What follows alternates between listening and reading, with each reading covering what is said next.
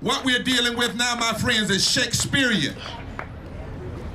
This tragedy of the nth degree is forcing us to have to wrestle with who we are. Yeah. This is violence and death gone wild. And in this moment, we must mourn for those killed and the families left behind in this moment. We must denounce violence and embrace nonviolence, because violence cannot lead us forward. In this moment, we must deal with the complexity. We cannot hide from it.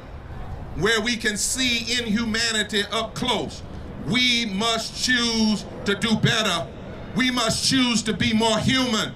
We must choose to be more loving and more just. And even if we can't fix it all, even if we can't stop all the violence and stop all the killing, if the world is broken that bad and we can't fix it all, our children should at least see us trying to fix it.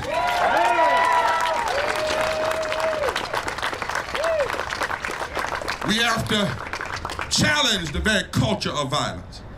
And that brings me to today. Coretta Scott King said some words that I carry with me, George, everywhere I go. Where's Bob? George. And I carry those words not long after her husband was hunted and killed and shot down by a system of racism and hatred and killed by a sniper who shot him with a deer rifle. Somebody asked her, Miss King, tell us your opinion on violence. And she said, surely that kind of violence is violence. She said, but poverty can produce a deadly kind of violence. She said, in this society, violence against poor people.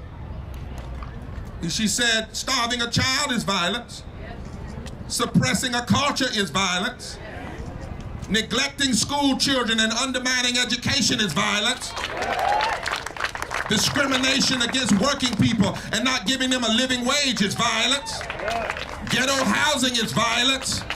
Ignoring medical needs is violence. Contempt for equality is violence. And then she said, even a lack of willpower and a refusal to try to help humanity is a sick and sinister form of violence. We as our nation here, we've got to choose not to be on the side of violence.